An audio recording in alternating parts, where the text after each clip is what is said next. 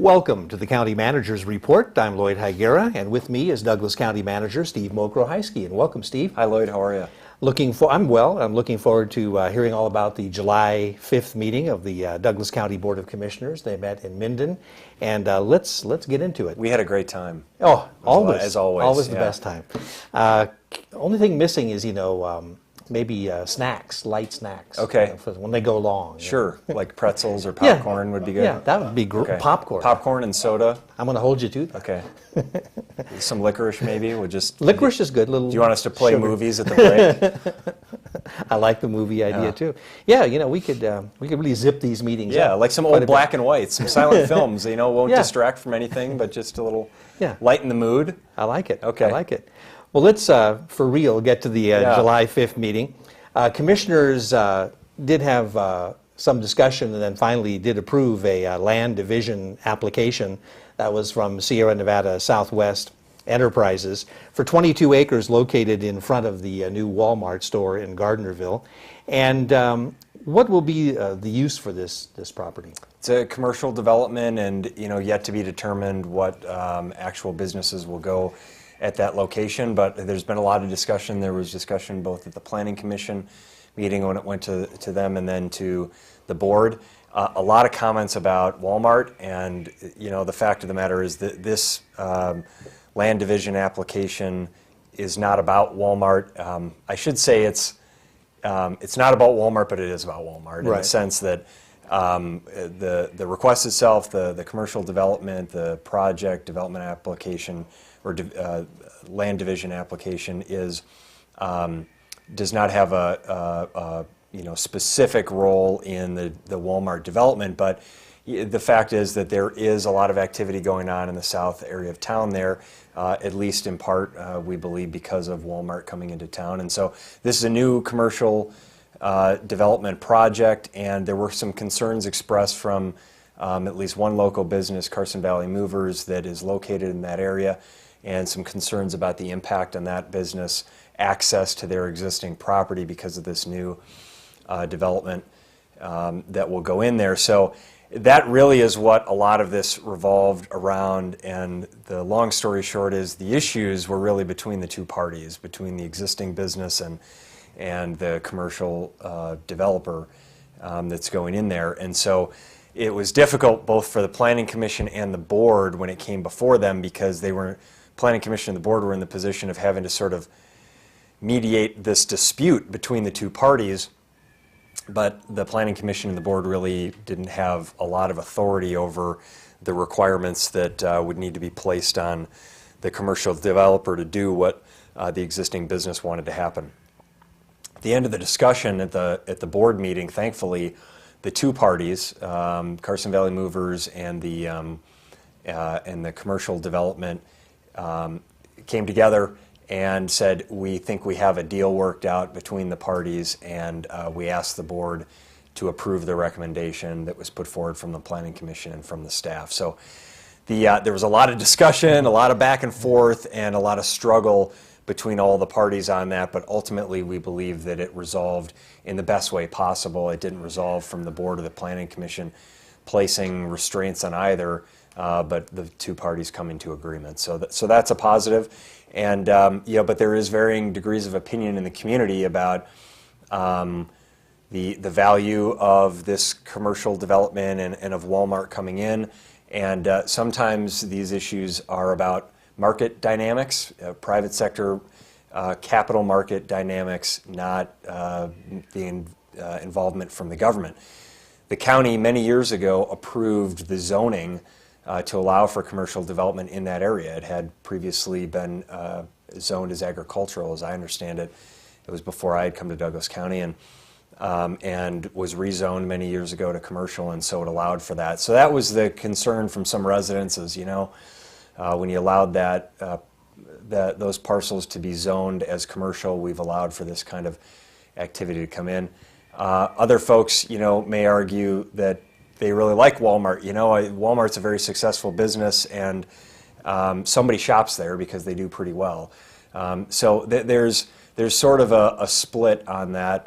I will, just to diverge on the item a little bit, the Carson Valley Chamber of Commerce is engaging with a consultant. They're bringing in a consultant that's going to work with existing businesses on how existing businesses in the Carson Valley, and particularly south of town in Gardnerville, that may be impacted by Walmart, can market themselves, brand themselves to sort of, in a unique way, in niche areas that will benefit them along with Walmart, okay? So that our existing businesses can survive and thrive and be supported by the community and by visitors, and they don't get pushed out by large box stores. And I think in the environment that we're in, that's the best case scenario, you know, that we have the small businesses that are in our community that are able to find a way to be successful, because we don't want them to go under. So we'll try to work through that and support the private sector in whatever way we can. So that's what this project was for. To circle back, Lloyd, is a commercial development, you know, that will be near the new Walmart project. Okay, but it's an entirely different company than Walmart. Yeah, it's not Walmart. Separate Right. from Walmart. Sierra Nevada Southwest is the development, a commercial developer, and they've been working on these plans for many years. So Walmart will be coming in, and other commercial operations will come in as well, and we look forward to hopefully a net increase in the number of jobs and employment and income in our community. Okay, all right. Another item on that agenda, Commissioners approved advertising for an RFQ and an RFP. This is for a proposal for design and build services for the new Community and Senior Center. And how will all this work? You know, what is an RFQ and an RFP? An RFQ is a request for qualifications, and an RFP is a request for proposals. So we're first going out, and we've already issued, I believe on Friday, we issued the request for qualifications. We're submitting it out to everyone, and we're asking contractors to submit to us their qualifications to do the work. For the construction of this project, we have a design review team. We'll review all of those submissions of the qualifications, and we'll select 3. And we'll do a request for proposals, and we'll request that specific proposals for, that's the RFP piece, request for proposals, Right. will be submitted on the project itself. So tell us, for the cost of the project, $18.5 million, what can you build? And this is what's called a design build project. So as opposed to going out and hiring a design firm to design it, coming up with a design, and then going out to for a competitive bid process to have contractors submit what their price to build that design would be, we're packaging the entire thing into one and saying, design for us, design and build for us an $18.5 million structure, because that's how much money we have and we believe we can spend. And there will be no more money than $18.5 million in public funds spent. There may be private dollars that come in through the foundation to do additional add-ons or enhancements within the facility, but 18.5 is the guaranteed price for what it's going to cost the public to build this thing. And that's good, because now we have some assurance that, you know, it's not, oh, the project starts at 18.5, but then you get change orders, you know, that come in, we didn't realize this was going to cost more, and this, we know the box that we're in from a cost standpoint. So we'll get those 3 final proposals. We'll review those 3, and then we'll select the top proposal and make an award as a result of that. So that's the plan. There is a weighting in the proposal, the request for proposals for local contractors. So the use of local subcontractors and local labor is going to be weighted heavily. We're also encouraging, and we'll weight, you'll get a higher score if you provide an opportunity for local contractors to come in and submit bids. So tell them what is required for a successful bid. So we're trying to do everything that we can to get our local workforce, our local contractors, local labor involved and engaged in this important project. We can't just hand over a contract to a local company to do all the work. we have to have a competitive process that's open, fair, and objective, and we also have to make sure we're getting the most facility for the money that we have to spend. But once we do that, we want to make sure that we're using all of the local labor and talent that we can. So that's the process. We're going to begin site work. The plan is to begin site work this fall, later this year, and construction about a year from now, July of 2013, and our goal is to open the facility in somewhere around the first quarter of 2015. And our commitment has been we're going to bring this project in on budget, and we're not going to spend more than the money that we have to spend.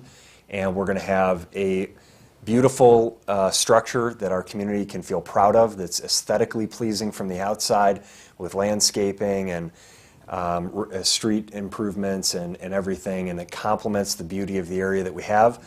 And the inside of the facility is going to be, we're going to get as much as we can for the money we have to spend, but it's likely the inside will be somewhat stripped down, and we're going to add things on as we go, and including opportunities for the private sector and this foundation to contribute towards things that private donors tend to like basketball, the floors in the basketball courts, or certain amenities in different areas.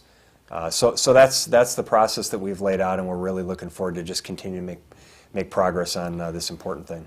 Is the RFQ and RFP process, that hasn't been used before, has it, in Douglas County? The design build, since I've been here, it has not. On a project like this, it is not. And there are varying degrees of opinion on the use of this project. We feel like this process is really valuable for what we have here, which is we've got a defined amount of money. We've identified funding sources to pay for the construction of this project, and we have to be extremely careful that we manage the taxpayers' funds in a responsible way. The majority of the public has said we want this facility, and they've wanted it for over 50 years.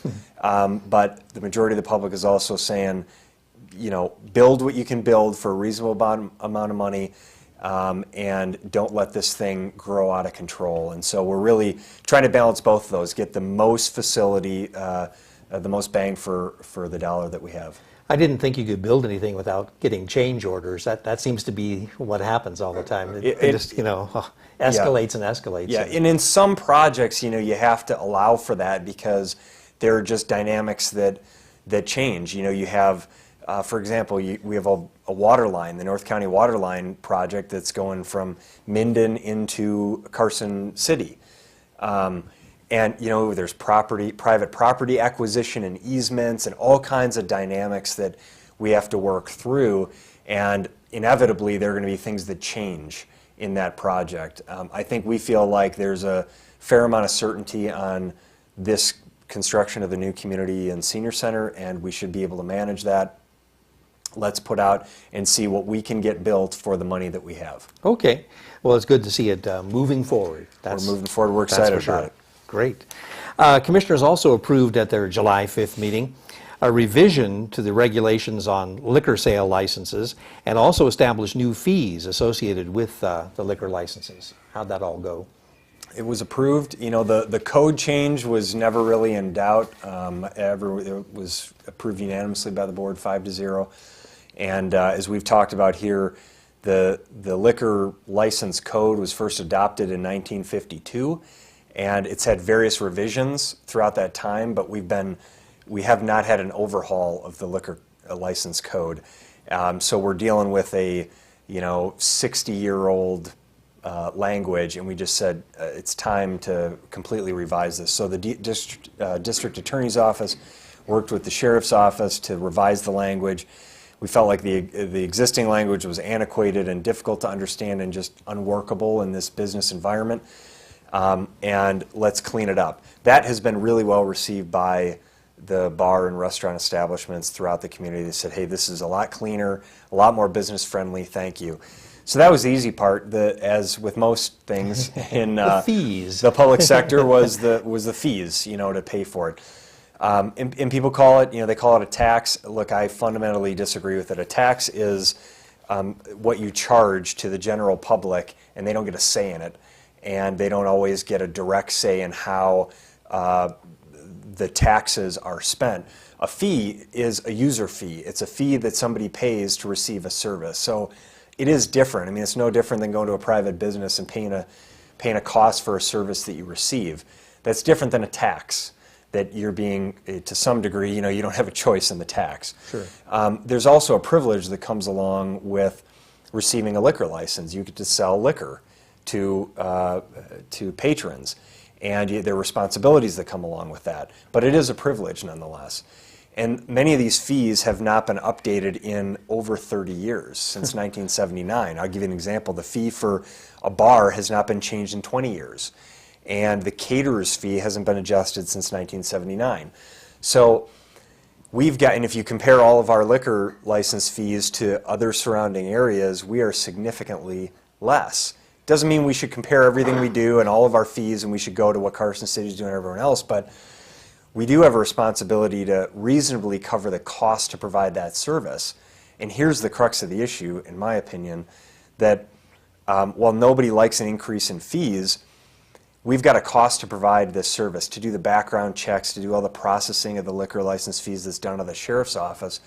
We haven't increased these fees for 20, 30 years, but the cost to provide those services has increased. So who's paying the increased costs? If the bars and restaurants aren't paying it, the general taxpayer We are, sure. is paying it. Is that fair then? And this is the public policy question. Is it fair to ask general taxpayers to subsidize a cost that is a service that's essentially benefiting bars and restaurants? To me, that's the public policy question. Ultimately, the board voted 3-2 to approve the fee structure. And so the new fees will go into effect. I believe the action was January 1st of 2013, so the board was sure to give bars and restaurants a fair amount of time to plan for it.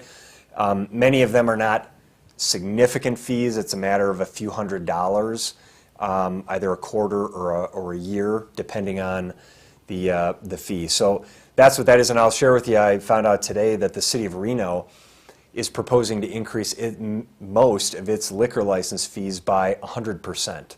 Wow. So, again, not saying that we should be doing that. Right. But you have other jurisdictions that are recognizing, I think, the same kind of thing. You have to keep your fees reasonably in line with the cost to provide the service. Otherwise, you're asking general taxpayers to cover the cost. Do they average into that cost when the boys start whooping it up on Saturday night and the sheriff's office has to be called? Is that That's not part of the averaged in? cost. No. No? The fee is really based largely on what it costs to. First of all, you have to look at the market and kind of what other entities are charging, because we don't want to charge our businesses so much that they say, I'm out of Douglas County, I'm going up to Carson City because it's cheaper to do business there. So we do want to be in line, and we are in line or lower than the surrounding areas. But the fees essentially cover some portion of the cost, not all of it, to do the things I said, background checks, processing of the paperwork, notifications, all those kind of things. When the sheriff's office gets called out to an establishment because of a problem, that is not factored into the cost of the fees. That's just part of. Well, the fees would have to probably go up 1,000% to cover that, I guess. Right. And you can't, how do you do that? I mean, Yeah. we want to maintain law and order in the community. You want to have established bars and restaurants you can patronize and for entertainment and enjoyment of the community and visitors, but and so we provide public safety as part of that. We see there's a value to bars and restaurants in our community. Many of the bars and restaurants were supportive of the changes, some were not, and some of those folks showed up and they spoke against it, and they expressed the concerns about their concerns about the impact on their business as a result of it, but ultimately the board said this is something we need to do. Okay. The capital improvement plan, that was approved by commissioners too. This is for 2013 through 2017. And what are some of the major projects in the plan? We've got, it's a 5-year plan, and we do this every year. We develop a 5-year plan. It's part of our planning process. There's about $70 million in capital investments in the 5-year plan. It does not mean that every project, all $70 million is going to be pursued. The only aspects that are actually funded are the first year of the plan that are within the Douglas County budget, capital budget that we fund. everything else is essentially a wish list, things we've identified as needs, utility projects, leisure and community enhancement, quality of life, parks, recreation type projects, transportation and road improvement projects, airport projects, facility improvement.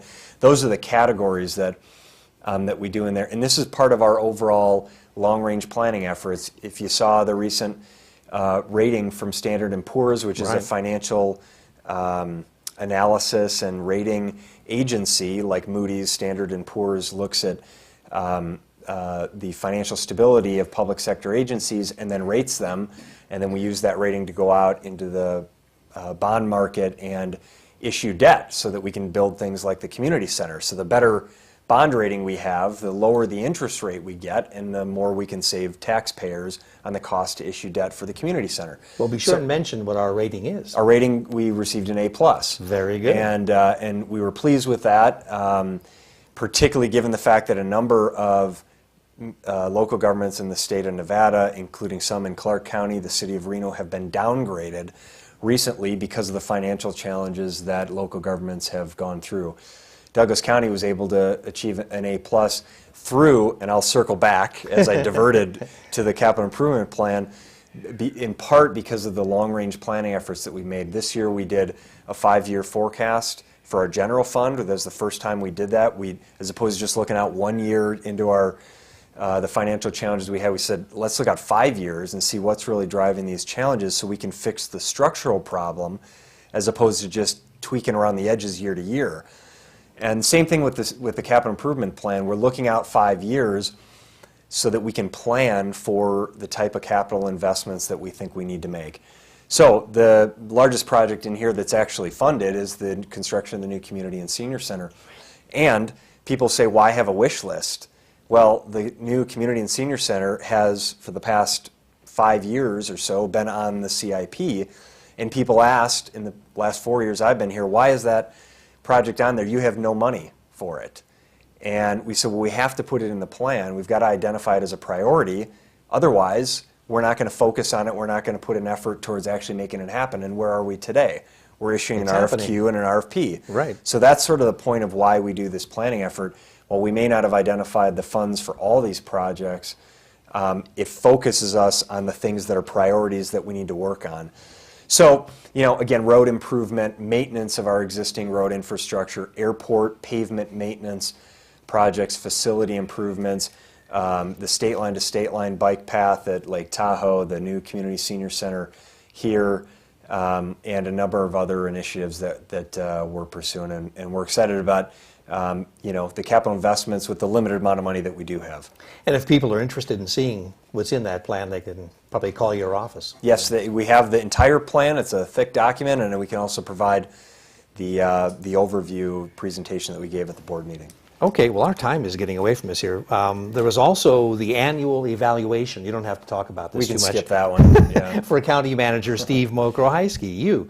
And, it's pretty obvious. You're still here. I'm still here. So it must have canned me. Must have gone very well. It was good, and the board and the public has been very gracious and complimentary, and I appreciate that. I've been clear to say, I think we've made a lot of progress in Douglas County over the past year. That's not because of the efforts of one individual. It's really because we've got a great, dedicated, talented team of staff and directors and elected officials in Douglas County, and we've got a great business community that's engaged and a great public that's engaged in our efforts. So that's why we're making progress, and we'll continue to.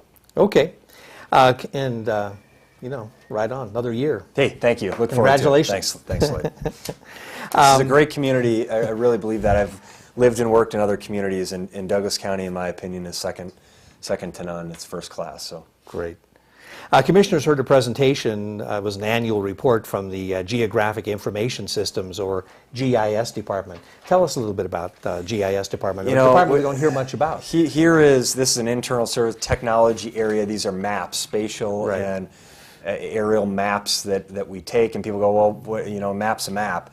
Let me just give you a couple examples, and we have gone gangbusters with our GIS.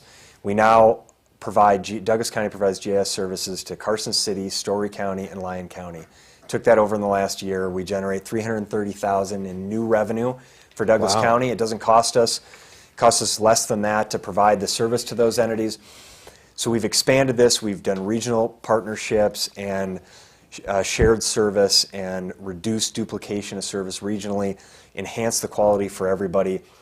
And it's things like this, the new aerial pictometry that we can take, these photos. Eric Schmidt, our supervisor at GIS, did a great presentation. He showed, we used to be able to take pictures that were just sort of one-dimensional, and you'd look straight down on showing the roof. The roof of a building, and you couldn't really see what that is. Now this aerial pictometry can do 360 views around a facility, and it's great for general planning and identification purposes. And it's things like for the SWAT team, if they have a major incident or a drug sting or something going on, they can actually do analysis of buildings that they need to gain entry to figure out where the best entry points are and how to access. And so it's one example: law enforcement, public safety, wildland fires, how we can use this technology. There were some discussions about privacy, and just to put people's minds at ease, there is no invasion of privacy. While it gives enough information, the visual aspects give enough information to be beneficial towards public safety and other agencies, it does not violate the privacy of individuals. You can't tell who a person is by looking at these pictures. The quality of the imagery is just not that sophisticated. Sophisticated enough for our purposes, but not so sophisticated that it would be an invasion for anybody. So that was a concern raised by some people. I want to put people's minds at ease that it's being used for the best purposes, public safety, planning, and other areas, to keep people safe and move us forward. So great progress on GIS, and we look forward to just moving forward with more of the same. Okay, because we're kind of getting short on time, I was going to skip a couple here that were not that pertinent.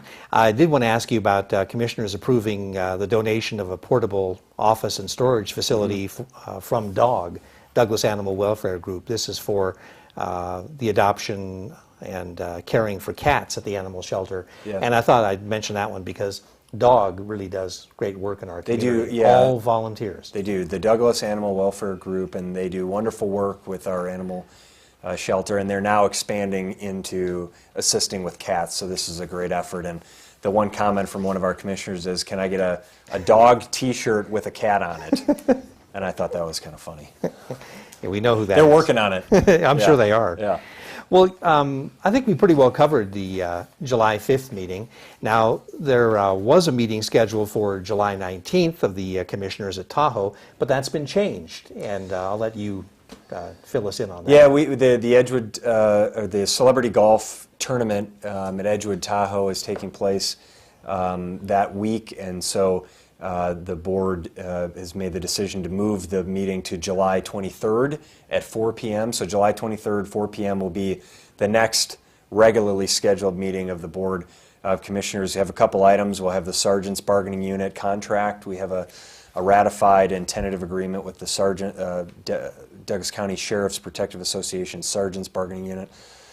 And a couple other items, an ordinance on cruelty to animals, to restrict cruelty to animals, an update on our new website, creation of a capital projects debt finance fund so we can manage these capital projects that we're pursuing, and then some economic development work that's being done with NNDA. So shorter meeting, probably about an hour and a half, 2 hours at the most, on July 23rd at 4 p.m. at the regular place in the Carson Valley, Town of Minden, the old courthouse. The old courthouse. Okay. So that meeting on the 19th has been canceled, and that was the Tahoe meeting, but it has been rescheduled for July 23rd, 4 p.m.